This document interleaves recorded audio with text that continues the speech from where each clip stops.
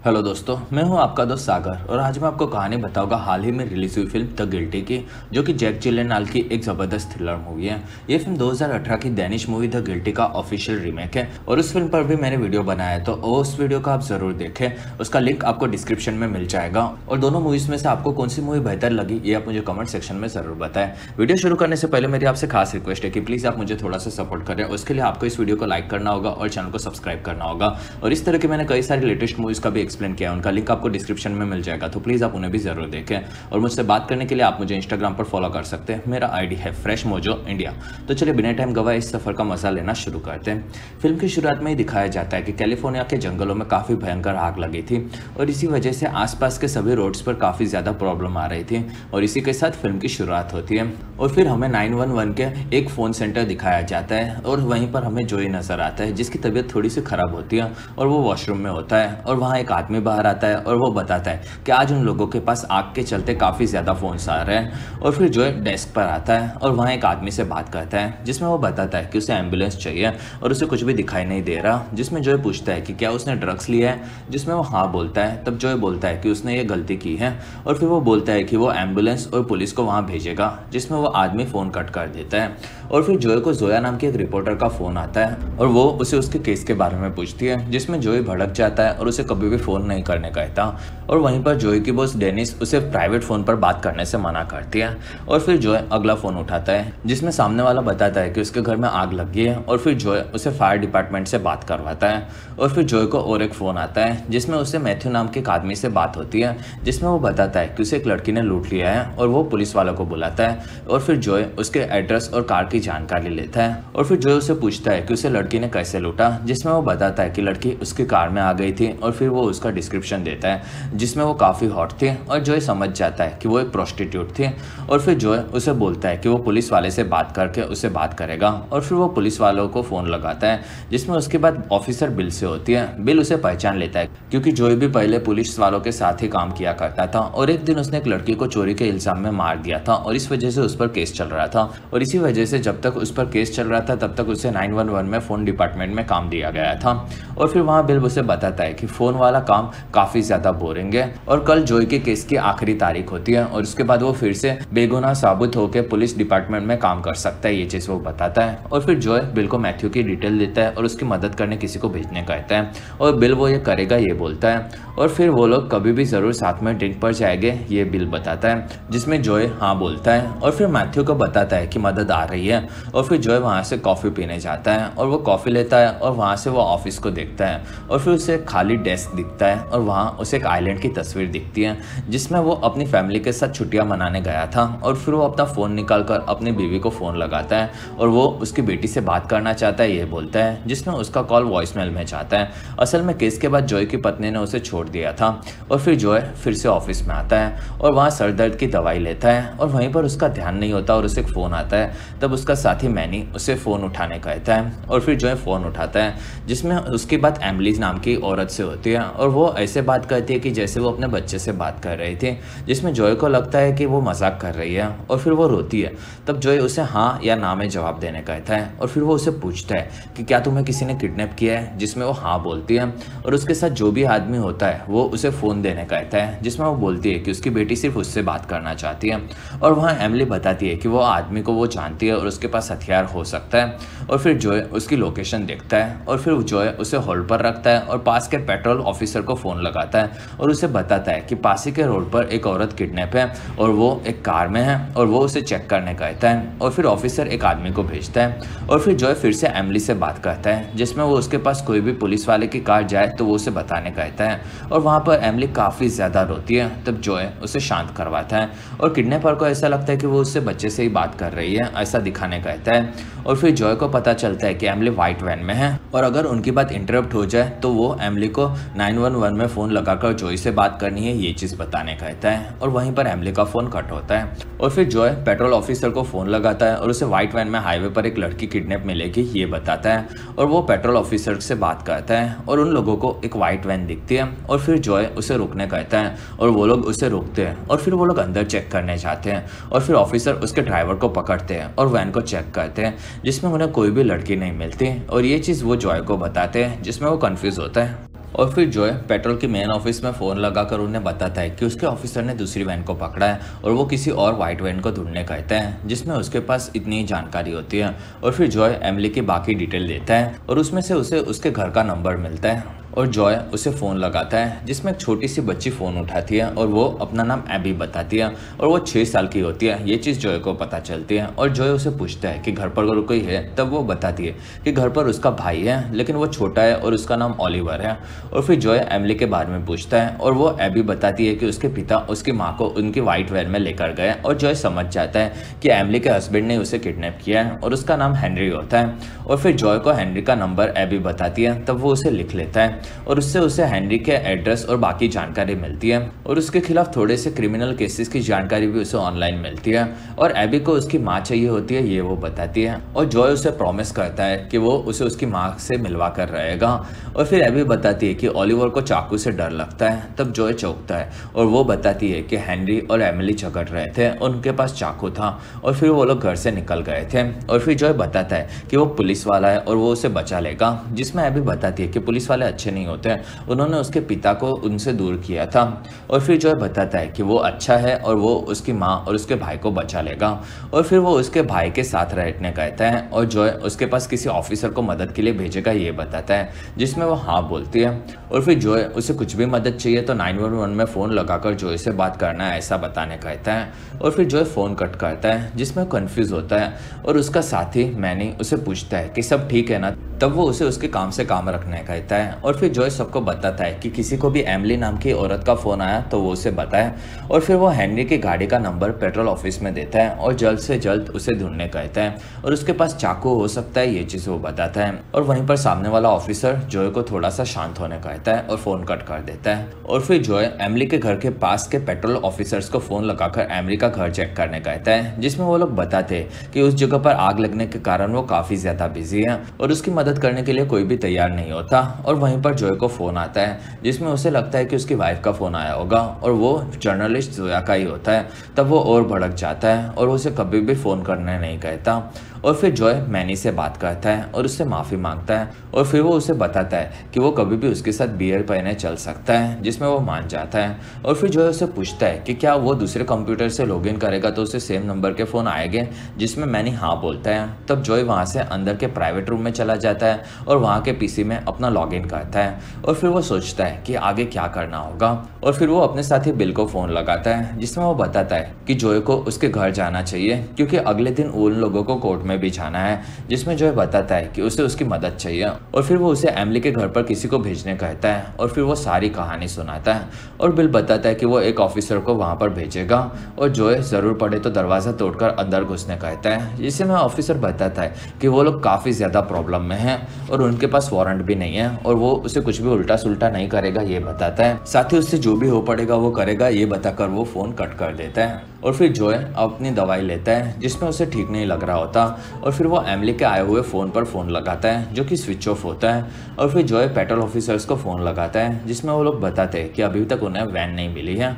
और फिर जॉय को आगे क्या करना चाहिए ये उसे नहीं समझता और फिर वो अपनी बीवी को फ़ोन लगाता है, जिसमें इस बार वो फ़ोन उठाती है और वो बताती है कि काफ़ी रात हो गई है। तब जॉय बताता है कि उसे उसकी बेटी से बात करनी है और वहाँ उसकी बीवी बताती है कि वो सोई है, इसलिए वो उनकी बात नहीं करवा सकते। और फिर जॉय को वो परेशान नहीं करने कहती है, जिसमें जॉय दुखी होता है और उसकी बीवी फ़ोन काट देती है।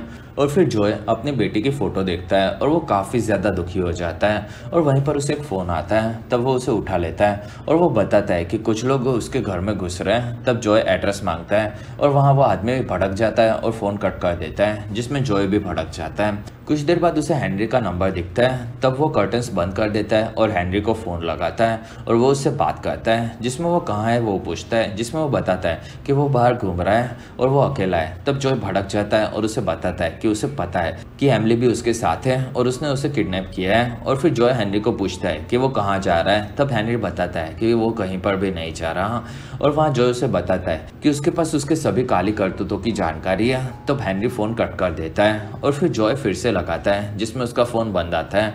तब जॉय भड़क जाता है और फिर जॉय अपने दोस्त रिक को फ़ोन लगाता है। जॉय समझ जाता है कि वो नशे में है और फिर जॉय उसे पूछता है कि क्या वो कल कोर्ट आ पाएगा, जिसमें वो हाँ बोलता है। असल में रिक और जॉय साथ में पुलिस ऑफिसर का काम किया करते थे और जब जॉय ने लड़के को गोली चलाई थी उसकी सारी गवाही रिक देने वाला था, जिसमें वो बताने वाला था कि जॉय ने सेल्फ डिफेंस में गोली चलाई थी और वो लड़का उन्हें मारने वाला था। पर असल में ऐसा नहीं था, जॉय ने गुस्से में उस लड़के को मार दिया था और इस वजह से रिक और जॉय दोनों काफ़ी ज़्यादा दुखी थे और उन पर ऊपर से ऑफिसर्स का प्रेशर भी था कि पुलिस वालों का नाम खराब नहीं होना चाहिए। और फिर जॉय रिक को एक काम देता है और वो बताता है कि वो काफ़ी ज़्यादा अर्जेंट है और फिर वो उसे हैंडी के घर पर जाकर सब चीज़ें चेक करने कहता है, जिसमें वो मान जाता है। और वहाँ डेनिस आती है। तब जॉय उससे पूछता है कि क्या हुआ और तब वो बताती है कि उसके लिए एबी नाम की लड़की का फ़ोन आया है। तब वो उसे कनेक्ट करने कहता है और फिर वो एबी से बात करता है, जिसमें वो बताती है कि उसके घर के बाहर कोई आया है। तब जॉय उन्हें अंदर लेने कहता है और वो उसके दोस्त से ये चीज़ बताता है और फिर एबी उन्हें अंदर लेती है और वहाँ ऑफिसर जिम आया होता है और वो जॉय से बात करता है और वो बताता है कि एबी के कपड़ों पर खून है और जॉय कंफ्यूज होता है। और वहाँ जिम ओलिवर को देखने जाता है, जिसमें घर में काफ़ी ज़्यादा खून दिखता है और वहीं पर जिम चिल्लाता है और एम्बुलेंस मंगवाता है और वो बच्चे की सांस देखने कहता है और वहाँ पर जॉय पूछता रहता है, लेकिन वो लोग उसे कुछ भी नहीं बताते और फ़ोन कट हो जाता है। और जॉय को ऐसा लगता है कि हेनरी ने उसके बेटे ओलिवर को मार दिया होगा।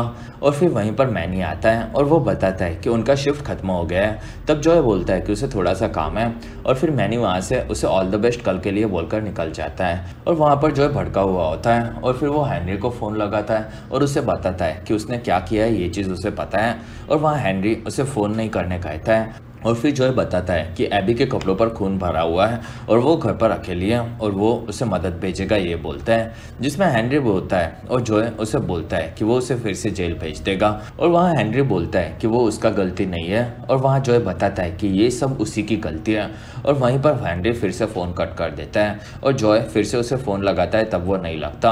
और फिर जॉय को रिक का फ़ोन आता है और वो बताता है कि हेनरी के घर में वो घुस गया है, जिसमें दरवाज़ा उसे ओपन मिला था और वहाँ पर कोई नहीं है। और जॉय उसे सब चीजें देखने कहता है और वो बताता है कि उसने उसकी बीवी को किडनैप कर लिया है, साथ ही उसने उसके बच्चे को भी मार दिया है। और फिर वो वहाँ रिक को सब चीजें देखने कहता है और वहाँ काफी सारे पेपर्स होते हैं। तब जॉय जो भी जानकारी मिले वो ढूंढ के बताने कहता है और फिर जॉय फोन कट करता है और जॉय को एमिली का फोन आता है। तब वो उससे बात करता है और फिर जॉय बोलता है कि उसे हैंड ब्रेक को खींचना होगा जिससे उनकी कार रुक जाए और वो ये करती है और वहीं पर गाड़ी रुक जाती है। और फिर जॉय एमिली को फोन लगाता है, जिसमें वो नहीं लगता। और वहीं पर जॉय को एक आदमी का फ़ोन आता है और वो एम्बुलेंस मंगवाता है। तब जॉय उसे भेजने से मना कर देता है और फिर जॉय बताता है कि उसे दारू पीकर गाड़ी नहीं चलानी चाहिए और फिर वो फ़ोन कट कर देता है। और वहीं पर एमिली का उसे फिर से फ़ोन आता है। तब जॉय बताता है कि वो देख रहा है कि वो सैन बेर्जिनो की तरफ जा रही है। तब एमिली बताती है कि वो वैन में पीछे की साइड है, उसने हैंड ब्रेक खींचा इसलिए हेनरी ने उसे पीछे भर दिया है और वहाँ वो काफ़ी ज़्यादा अंधेरा है। और फिर जॉय पुलिस ऑफिसर को फ़ोन लगाता है और बताता है कि सैन बेर्जिनो की तरफ एक वाइट वैन जा रही है और वहाँ एमिली को बचाना होगा। और फिर जो एमिली से बात करता है और वो उसे आसपास की चीज़ें देखने कहता है जिससे वो हेनरी पर हमला कर सके। और वहीं पर एमिली डरी हुई होती है। तब जॉय उसे शांत करवाता है और वहाँ एमिली को एक ईंट मिलती है। तब जॉय उसे उठाने कहता है और हेनरी जब भी गाड़ी रोके तब उस पर हमला करने कहता है और वहाँ से भागने कहता है। और वहाँ एमिली बोलती है कि वो ये नहीं कर सकती।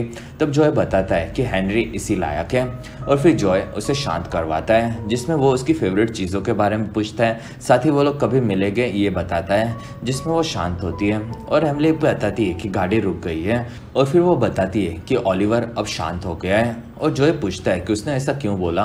तब वो बताती है कि उसके पेट में काफ़ी सारे सांप थे और उसने उन्हें निकाल दिया। और ये सुनकर जॉय चौंक जाता है और जॉय पूछता है कि क्या तुमने वो किया था, जिसमें वो हाँ बोलती है। और अब ओलिवर ठीक है ये वो बोलती है। और वहाँ वैन का दरवाज़ा खुलता है और हेनरी की चिल्लाने की आवाज़ आती है और फ़ोन कट हो जाता है। और जॉय समझ जाता है कि उससे काफ़ी बड़ी गलती हो गई है। और फिर वहीं पर उसे रिक का फ़ोन आता है और वो बताता है कि उसे हेनरी के घर से उसके क्रिमिनल केसेस के पेपर्स के साथ साथ एमिली के मेंटल हॉस्पिटल के पेपर्स भी मिले हैं। और जॉय बताता है कि उससे काफ़ी बड़ी गलती हो गई है और वो काफ़ी ज़्यादा कंफ्यूज होता है। और फिर जॉय देखता है कि वो लोग जहाँ है मेंटल हॉस्पिटल वहीं पर है। और फिर जो है हेनरी को फ़ोन लगाता है और फिर वो उसको पूछता है कि क्या तुम एमिली को हॉस्पिटल लेकर जा रहे थे, जिसमें वो हाँ बोलता है। और फिर वो बताता है कि एमिली उसके सर में मारकर वहाँ से भाग गई है, जिसमें जॉय उसकी मदद करेगा ये बोलता है। साथ ही उसे पहले ही सच बता देना चाहिए था या तो फिर पुलिस के हवाले एमिली को कर देना चाहिए था, ऐसा जॉय बोलता है। और एमिली को हॉस्पिटल वो भेजने वाला था ये बताता है। साथ ही उसने उसके बेटे को मार दिया है, इस चीज़ से वो दुखी होता है और उसके साथ जॉय भी दुखी होता है। और फिर वो हेनरी को शांत करवाता है और वो उसे एबी के पास जाने कहता है, जिसमें उसके साथ घर पर ऑफिसर है ये चीज़ भी वो बताता है। और वहाँ जॉय एमिली के बारे में पूछता है, तब वो बताता है कि उसके दिमाग की हालत ठीक नहीं है और उसे पता ही नहीं है कि उसने ओलिवर के साथ क्या किया है। और फिर वो फ़ोन पर एबी के पास जा रहा है ये बोलता है और फ़ोन कट कर देता है। और फिर जॉय एमिली को फ़ोन लगाता है, जिसमें उसे फ़ोन नहीं लगता। तब जॉय भड़क जाता है और वहीं पर एक लड़का आता है और बताता है कि उसके लिए एमिली नाम की एक लड़की का फ़ोन आया है। तब वो उसे कनेक्ट करने कहता है और फिर जॉय की बात एमिली से होती है और एमिली बताती है कि वो ब्रिज के पास है और वो ओलिवर को ढूंढ रही है, जिसमें जॉय उसे बोलता है कि वहाँ पर वो ऑफिसर्स को भेज रहा है और वो उसे उनके साथ जाने कहता है। और वहाँ एमिली बताती है कि उसने कुछ तो बुरा किया है क्योंकि उसके कपड़ों पर खून है। और वहाँ जॉय उसे शांत करवाता है और वहाँ जॉय समझ जाता है कि वो ब्रिज से कूदने वाली है। और वहाँ एमिली भी समझ जाती है कि उसने ओलिवर को मार दिया है और जॉय बताता है कि उसने कुछ नहीं किया। और फिर जॉय बाहर आता है और सबको बोलता है कि सैन बर्जिनो के पास एक मेंटल हॉस्पिटल वाले ब्रिज पर पुलिस ऑफिसर्स को भेजे। और फिर वो एमिली से बात करता है और बोलता है कि हेनरी और ओलिवर ठीक है। और वहाँ जॉय बताता है कि हेनरी अच्छा है और उसने गलत बोला था कि वो उसकी गलती है और एबी उसका घर पर इंतजार कर रही है और वो उसे कुछ भी गलत नहीं करने कहता है, जिसमें वो कूदने वाली है ये चीज़ बताती है। तब जॉय बताता है कि उसने एक लड़के को मार दिया था, जिसने जानबूझकर उससे गुस्से में मार दिया था और वो लड़का असल में शायद से बेगुनाह था और इस चीज़ से वो आज भी दुखी है। और फिर वो बताता है कि वो एमिली को मरने नहीं दे सकता, जिसमें एमिली पूछती है कि क्या उसके पेट में स्नेक्स आए थे। उसमें जॉय हाँ बोलता है और उसी के चलते उसने लड़कों को मारा ये बताता है। और एबी को उसकी ज़रूरत है और उसे घर जाना चाहिए ये चीज़ वो बताता है। साथ ही वो पुलिस वाले वहाँ पर आ रहे हैं और वो उन्हें उनके साथ जाने कहता है, जिससे वो उसकी मदद कर सके। और वहीं पर पुलिस की गाड़ी की आवाज़ एमिली के पास से आती है और फ़ोन कट होता है और जॉय फ़ोन लगाता है, जिसमें वो बंद आता है और जॉय दुखी होता है। और फिर उसे पेट्रोल ऑफिसर का फ़ोन लाता है और वो बताता है कि उन्होंने एमिली को बचा लिया और वो उन लोगों के पास आ गई थी। और फिर वो जॉय के काम की तारीफ करते हैं, जिसमें जॉय खुशी के आंसू से रो पड़ता है। और वहीं पर डेनिस आती है और वो बताती है कि एबी के घर पर जो ऑफिसर गया था उसका मैसेज आया था और उसने ओलिवर को बचा लिया है, फिलहाल वो आईसीयू में है ये चीज़ वो बताता है। और इस चीज़ से जॉय खुश होता है क्योंकि ओलिवर जिंदा है। और वहाँ डेनिस भी उसके काम की तारीफ करती है और फिर वो वहाँ से निकलती है।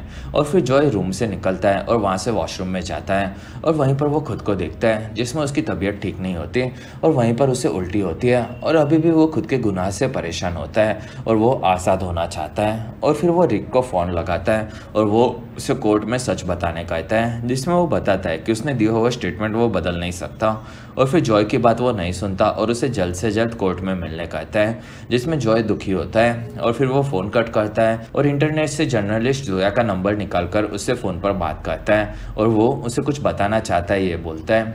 और फिर न्यूज़ सुनाई देती है, जिसमें ऑफिसर जॉय ने जानबूझकर एक लड़के को मार दिया था और पुलिस वालों ने 1 मंथ में ऐसे 4 बेगुनाह लोगों को मारा था और वो लोग झूठी गवाही से केस को बंद करवा देते हैं ये चीज़ बताई जाती है। और इसी के साथ ये फिल्म खत्म होती है और इसी के साथ हमारा वीडियो भी खत्म होता है। अगर आपको हमारा वीडियो पसंद आए तो प्लीज़ लाइक करें, एम करते 1000 लाइक्स। वीडियो के डिस्क्रिप्शन में आपको दूसरी मूवी सीरीज की भी एक्सप्लेन वीडियो देखने मिल जाएगी, तो प्लीज़ आप उन्हें देखना ना भूलें।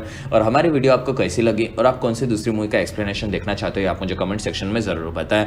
और आप हमारे दूसरे वीडियोस भी देख सकते हो। और अगर आपको मेरा काम पसंद है तो प्लीज़ आप मुझे इंस्टाग्राम पर फॉलो करना ना भूलें। मेरा आईडी है फ्रेश मोजो इंडिया।